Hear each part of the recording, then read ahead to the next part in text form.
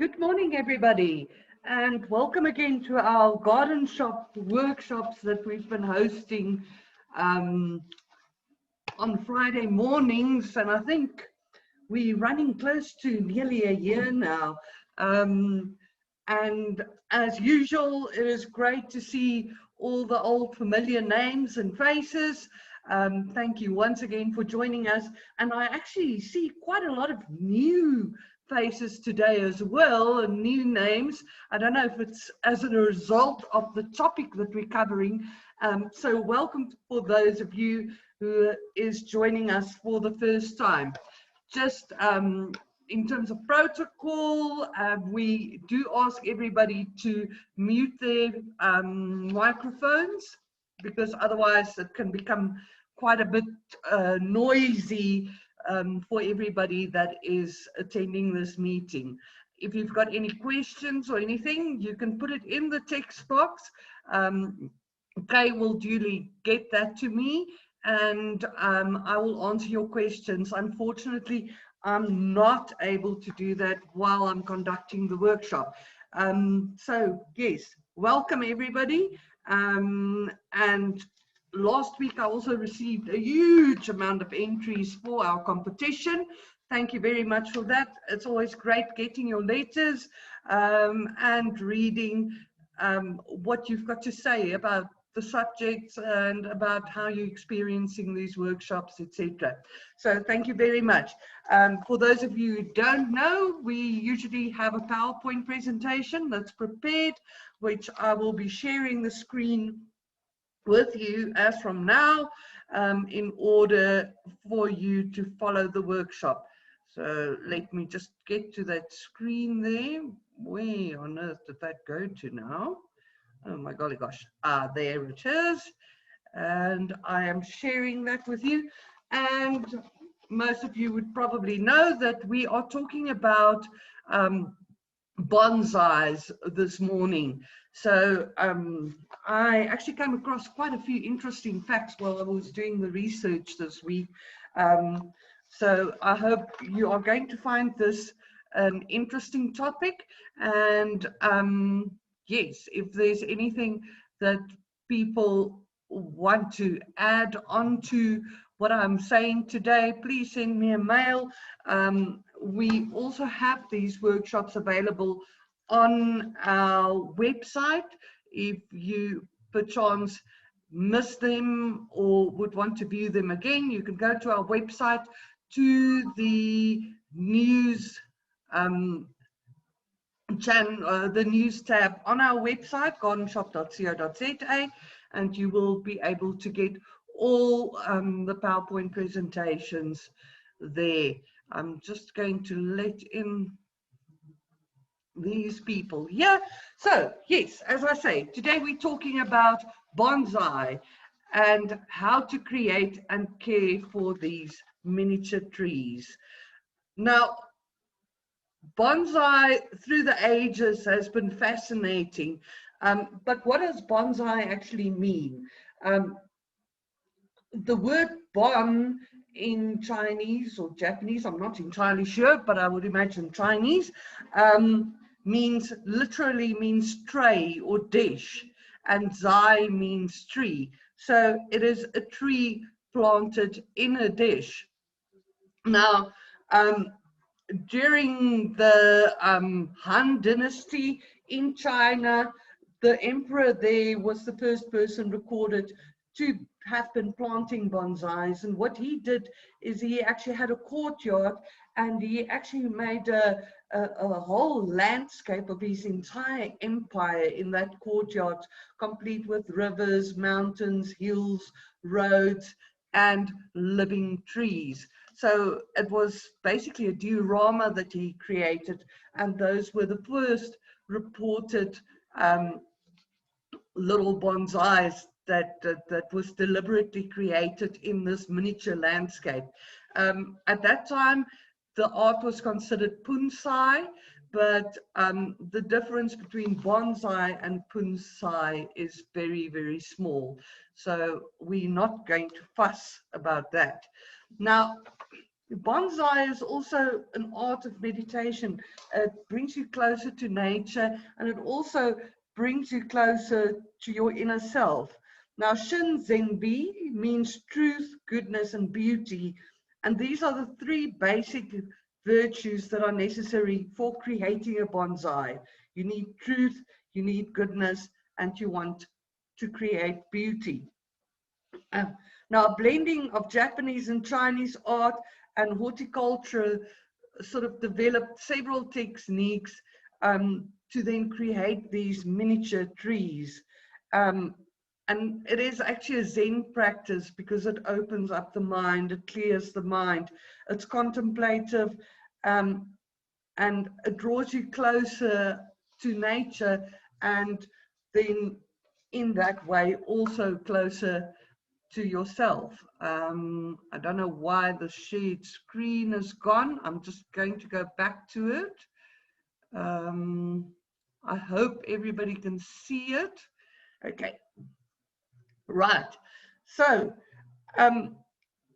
grown in a container, the bonsai is basically separated from the earth, and it becomes a separate entity all in itself, a complete entity, yet it's part of nature. That's the expression heaven and earth in one container. Now, I just want to let these people in here. The bonsai's symmetry is vital to its visual effect, but the placement is also out of respect of the symbolism, the center point being where heaven and earth meet, and the tree would then be on the side. The triangular pattern provided is also very good for visual balance, artistic balance. As you know, triangular forms are very prominent in all art forms. And it's also an expression between the relationship of the universe, the artist, and the tree. And bonsais are really living works of art. You work with natural materials, you focused on the immediate thing in front of you, and you've got to deal with all the creative forces of nature as well. And it's that careful pruning of the branches and the roots and pinching off the new growth, repotting, and it really sort of absorbs you, and it really requires a lot of focus and patience. The gardener really becomes an artist, making a living sculpture, a never-ending sculpture that flows naturally and harmoniously. Bonsai is not so much of an effort to duplicate nature in the miniature, but rather to convey its essence and its spirit. So you want to convey the essence and the spirit of nature in your bonsai. An outstanding bonsai is one that looks like a marvelous accident in nature. It's got rhythm of nature. It's got the rhythm of nature, and it's interrelated to all things and all components of philosophy and art, and all those things you get together while you are doing bonsai. And this art has been studied and refined over centuries. But don't be worried, don't let that scare you off. If you just sort of read a little bit about it and sort of try and start out yourself, it is actually not so difficult to do, and you don't really need a mystical green thumb to grow a bonsai. Most people get their first bonsais by purchasing a ready-made bonsai in the nursery, because that is quite easy. And it's undoubtedly the easiest way to start bonsai, but in time you would want to rather grow your own trees, even if it's from seed, which might take a long time, but just to have the pleasure of living with that tree from its early beginnings. Now, it's very important when you choose a tree for bonsai whether you need to consider, are you going to keep your tree indoors, or are you going to have a space outside where you'll be able to keep your trees? Because if the trees are going to be staying indoors all the time, it's important that you select trees that will deal with very low light. Now, unfortunately, that sort of limits your palette a little bit. You would have to look like at plants like ficuses and subtropical type of plants, trees that will be able to survive the low light indoors. Growing your bonsais outdoors gives you a lot more options to choose from. You can basically plant anything you want,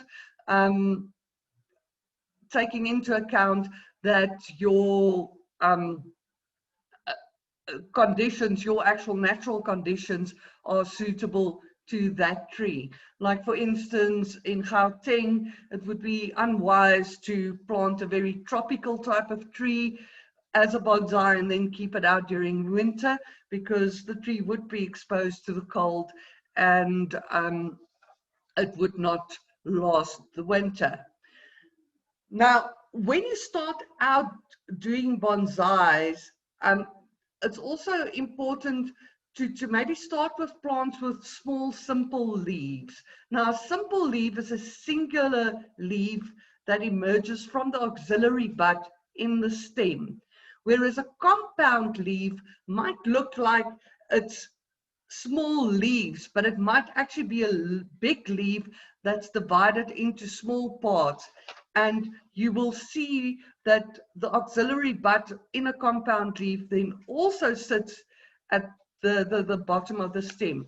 Now, that's not to say that you cannot use trees with bigger leaves and with compound leaves for bonsai. You can indeed do that, but you know, just to make it easier to start off with, I wouldn't recommend that. Compound leaves, for instance, like in your apiesdorings, those you can actually prune back and you can sort of shape those actual compound leaves in order to fit the shape of your tree. Likewise, plants with very big leaves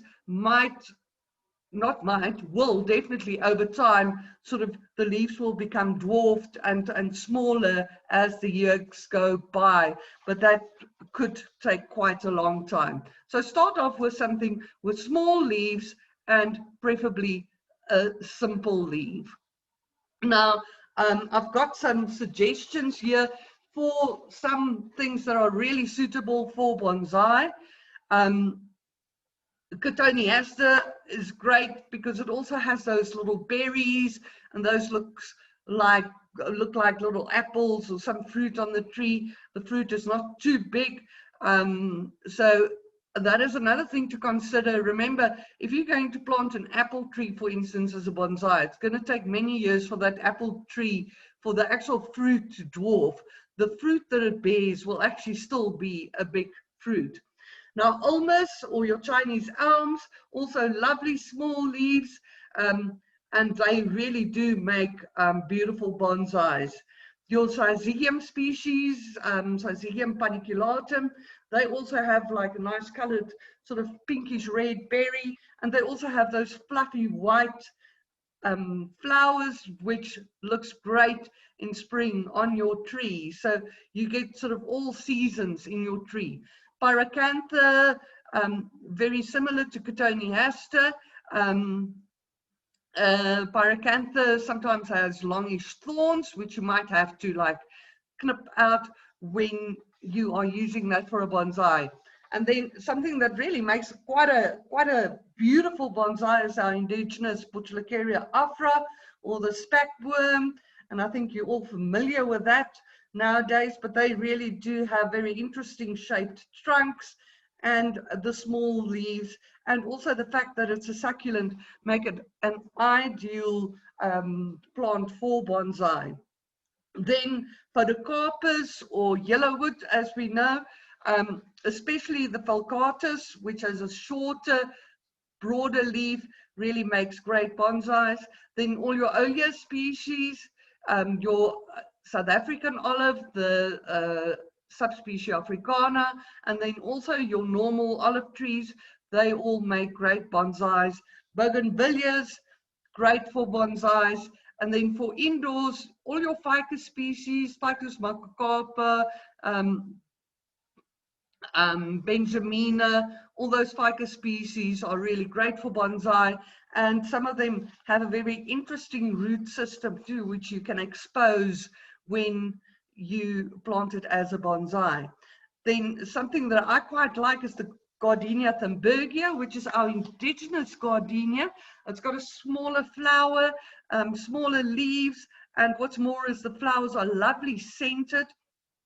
And this plant will also actually grow in slightly less light. So that would be an ideal specimen if you've got an indoor area as well, but it will do equally well outdoors. Then your Pride of India, your Logastromias, you get some even with reddish leaves, and then they make lovely small flowers, a fantastic specimen for bonsai, not only because of the flowers and the leaves, but also because of the white trunks. Then your Duranta erectus, or all your Duranta species, the Sheena's golds, they've got a lovely yellow foliage, which is also very attractive. And then one of my favorite ones, Betula pendula, or our silver birches, those lovely white papery trunks really make them a very specimen type of plant for bonsai. And then the most ultimate bonsai in my books is your aces, and you get very many types of aces. Your palmatums, which means the leaf is shaped like the palm of a hand, and then you also get palmatum dissectum, which has even got like more sort of ends to the leaf. So your aces are great for bonsai, and again you get very many different ones, so choose a tree that suits you and suits your personality. What I like about the aces too is the way they go through the seasons, losing their leaves in winter, the colorful leaves that come out in spring, and also the lovely autumn coloring. Really one of my favorites. And then one that I actually omitted here because I sort of ran out of space on this page is all your conifer species. They also make fantastic bonsais.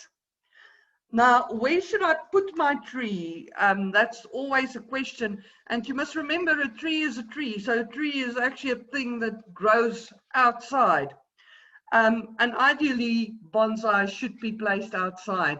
Plants need sufficient UV rays in order to survive. And the ideal would be to have an attractive area and a protective area where you could put them outside and where they would receive good sunlight. If your bonsai is going to be inside, it is good to leave them like on a windowsill where at least they can get some light.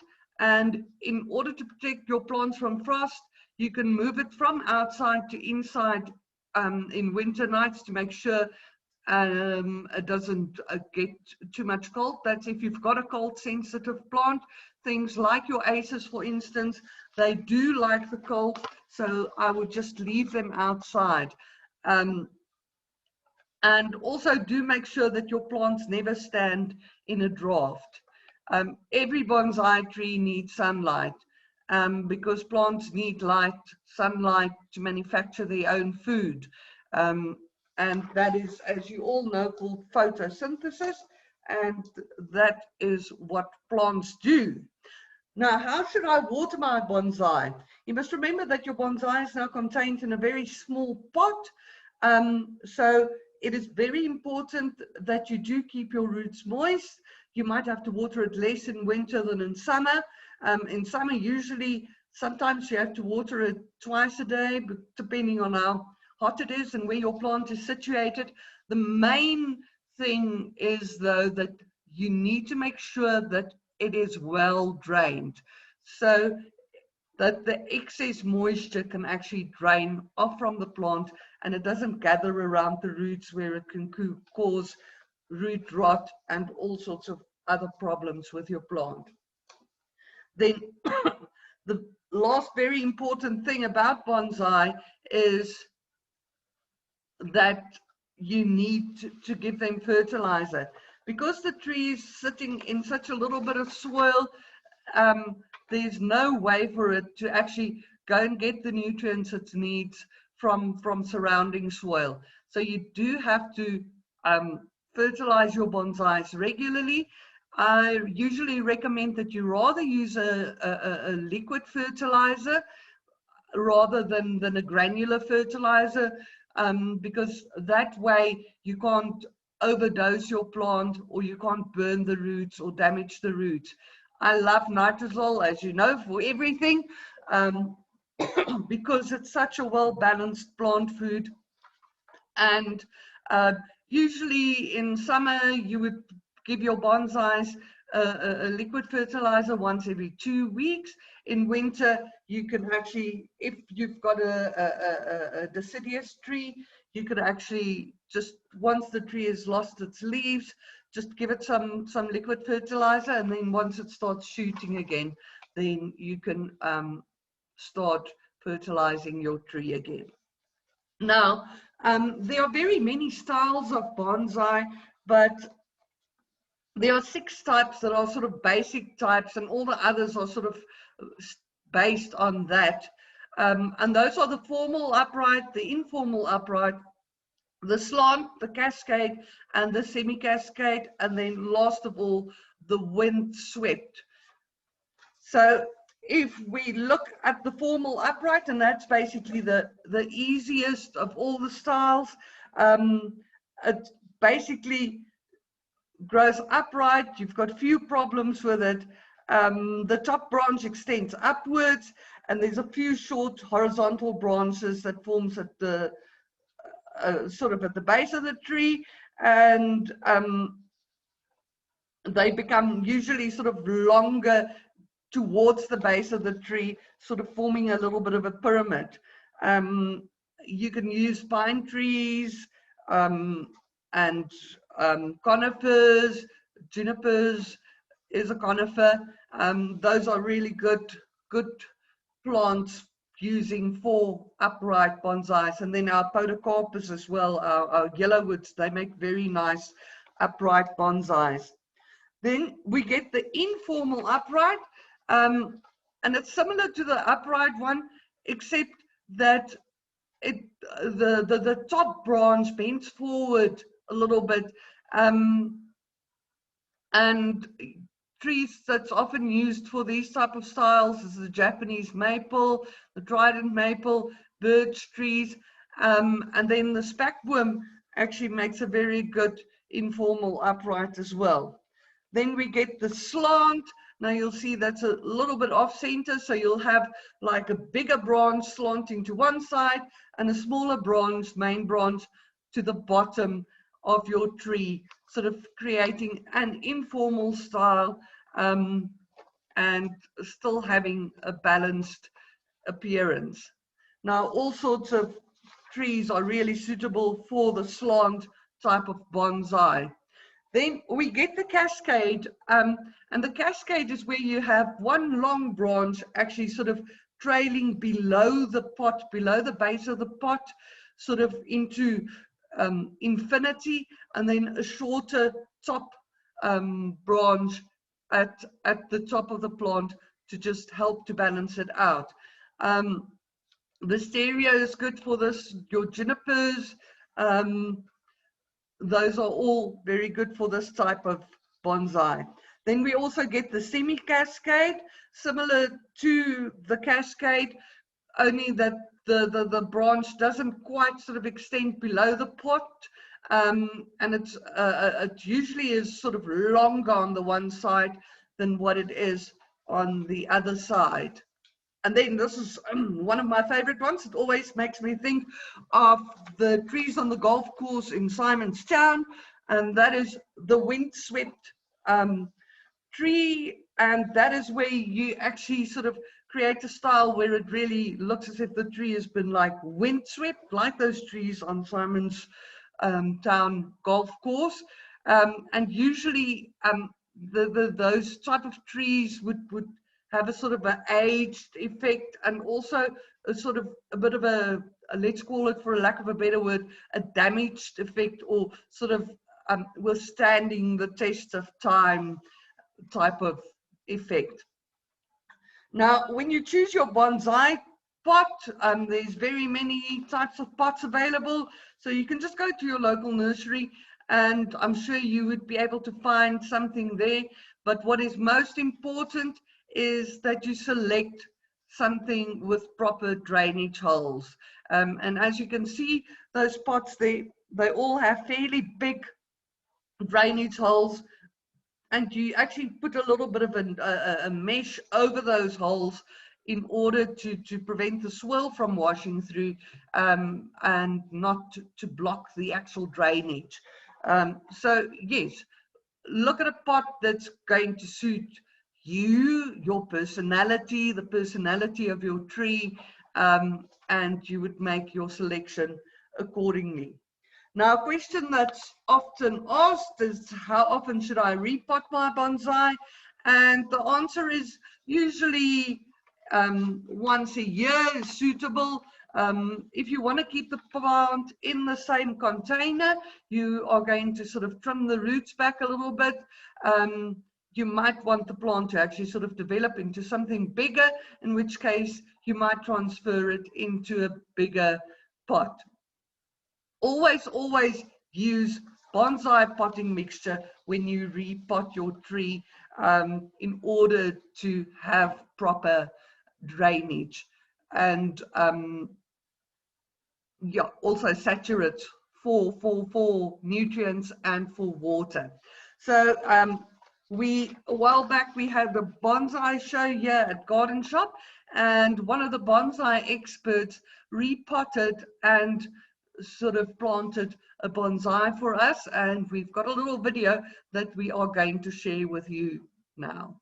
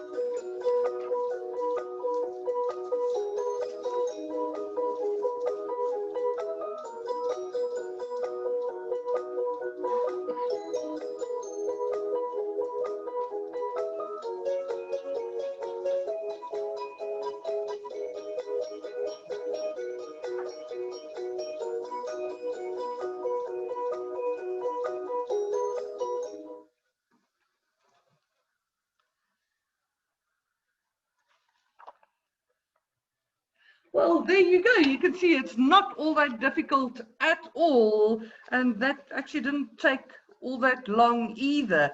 So you can see, if you've only got one bonsai, it's hardly going to keep you busy for a long time. So most people who really want to make bonsai into a hobby have more than one tree, and some people even name their trees, and you know, that could keep you occupied for quite some time. Now, if you want to do bonsai properly, like anything else in life, you need the proper tools to do it with. Not only will it make your job easier, but it will also help you to grow your plant to its optimum potential. These tools will help you to shape the tree, and it will make your job easier and enjoyable.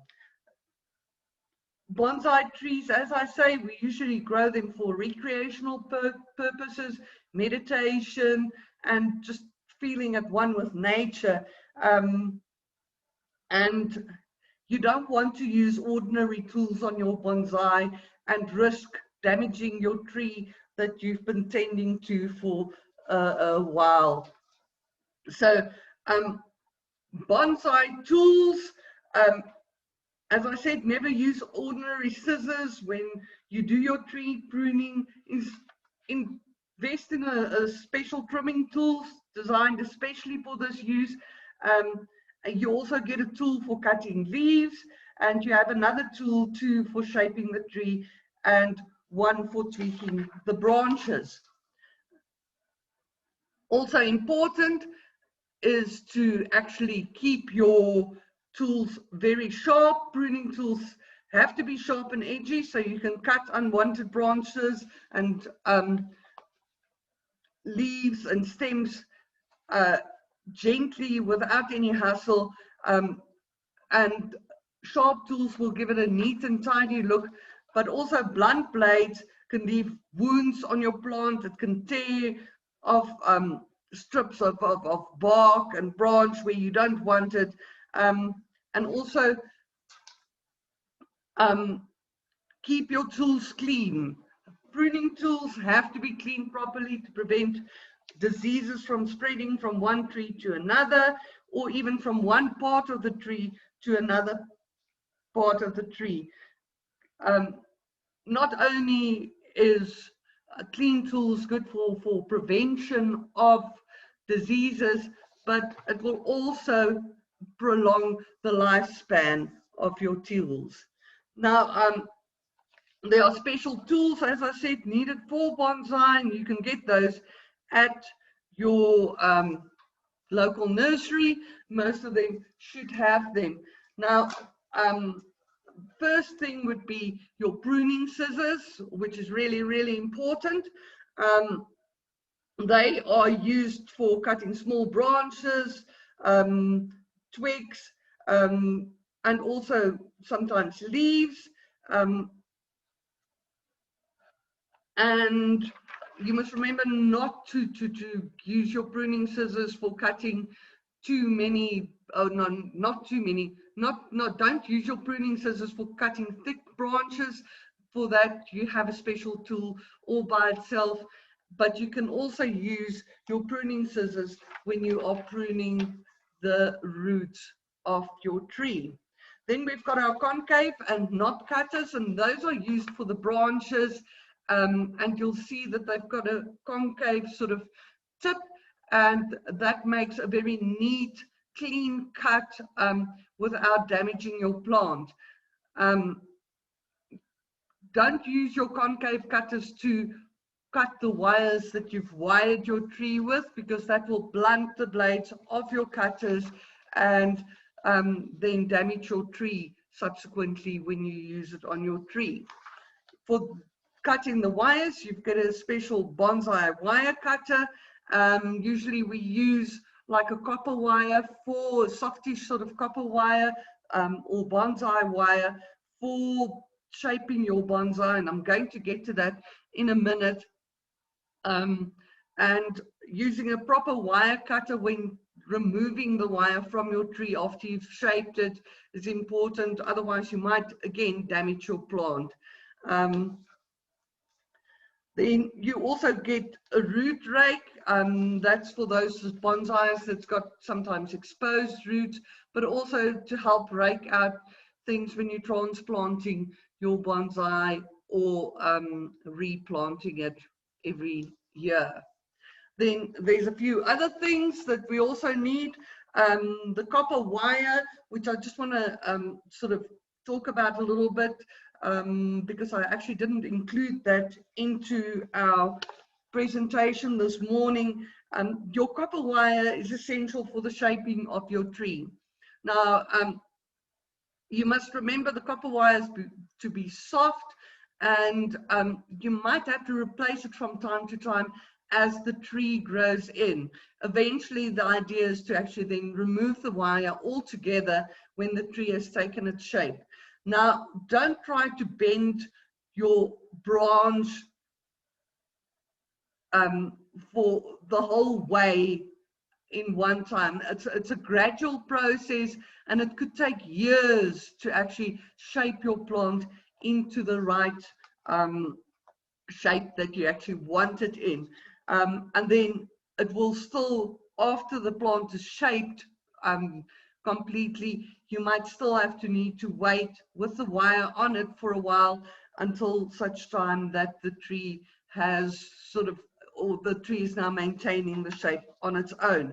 Then at the bottom there you see the gauze. Those are the things that we put over the drainage holes in your bonsai pot to allow the water to drain through without the soil spilling out.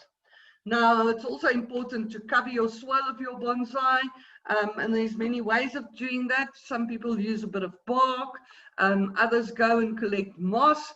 If you want to grow moss, it's quite an easy thing. If you get some yogurt and you gather some moss, especially if you can get some moss with some spores on it, you mix that in with the yogurt and you then paint that over the surfaces where you want the moss to grow, and that would then sort of eventually cover the area as long as you keep it moist.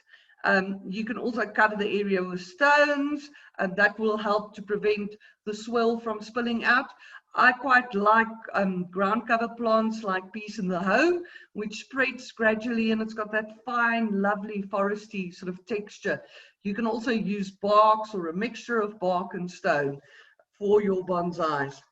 What's important is, you know, is that you are creating your work of art, and with love and proper care, a bonsai can really live for hundreds, and some of the oldest bonsais are 1,000 odd years old, in which case you would have to like put the bonsai tree in your will and make sure you put it into a relative's name that is going to take care of it with the same passion that you did. Sometimes, as I say, people also even give their bonsais names, and it is really a living reminder and a living sculpture of shared love of nature and art. Now, like that early emperor from the Han Dynasty, you can also create dioramas with your bonsais.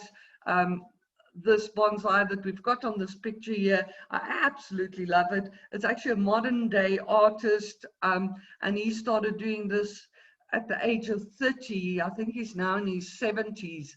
But look at how beautifully he combines the tree with sculptural art, and it really is something to behold and to look on. Now, I've got a little surprise for us today, because Kay has actually decided to join us, and I just want to get onto the screen here. Where am I now? Ah, there I am. Kay, are you going to bring that chair in a bit closer there? So Kay is joining, and Kay is the lady that's behind all these beautiful things that you see on the PowerPoints every week. So thank you, Kay, and thank you for joining us. Oh, my pleasure. Hello, everyone. And Kay is going to do our prize draw today. You've got to do a proper job, and you've got to be impartial, and so you've got to mix this up first. And our question last week was, when is the best season to divide perennials? The answer was obviously autumn, and everybody got that answer right. And Kate, who is our lucky Telborn hamper winner? Lorraine. Lorraine! Wow. Congratulations. Lorraine's been on these workshops, I think, right from the beginning. Yes. And sometimes she doesn't get the links, and then she like phones me up or sends me an email saying, I need my login details. So Lorraine, it looks like all your interest is paid off. You are the lucky winner this week of our cell-borne organics. But it's Ooh, quite heavy. It's you- quite heavy. Yes, yes. Maybe you want to quite turn it handsome. around so that they can see. Oh, It's got lots of Oh, stuff my there for goodness. winter. gone to the gym before this. And then we've got another competition today, and today Fearox, one of our suppliers, actually sponsored a little bonsai starter kit, complete with a little RP stwering and a pot, some stones, the little mesh that you need, everything to start off your newfound hobby. And we are going to give this away. And in order to do that, or to be in the draw for next week, you can just answer this question below, and you just need to name one of the 6 traditional styles in which you can shape a bonsai. Now, if you've missed that, you can always go onto our website where all our PowerPoint presentations are. So you can just go and check there if you're not sure what the answer is to today's question. As I say, all our workshops are on our website, GardenShop.co.za. And then just before I finish off, just to let you know that next week, Wednesday, we are starting our online gardeners course. So if we still have some spaces left, if anybody is interested, drop me an email. My email address, as you all know, subi@gardenshop.co.za, and I can send you the details of those online gardeners courses. And then our next physical course at our Bryanston branch will also start on the 4th of May. We've actually completed our first course for this year, and I must say that all the students actually graduated with honors, and I think most of them above 90%. So it was really a great class, and I know some of them are actually here on our workshops as well. So that's all we've got time for today. And you know, if you've got bonsais, you might even end up getting quite a pleasant little surprise, like this lady there that says, check this out, Jerry, we've got a little Tarzan in our bonsai. So you never know what you would get in your bonsai. Thank you very much, everybody. I hope you enjoy your week. I shall be with you again next Friday, and I think next Friday's topic, let me just double check, creating a Japanese garden, yes, which is going to sort of slot in with what we did today. So I'm looking forward to seeing you all on next week's workshop. Thank you very much for joining me, and Kay. If you've got any questions, my email address, subi@gardenshop.co.za, and please send in those answers to the question if you want to win this lovely bonsai. And remember, if you've got any questions, when you go to one of our stores, you can always just ask for one of the garden gurus there too. Each store has their own garden guru, and they are all qualified horticulturists and trained to deal with all your questions that you might have about gardening. Thank you very much for joining us, and see you next week.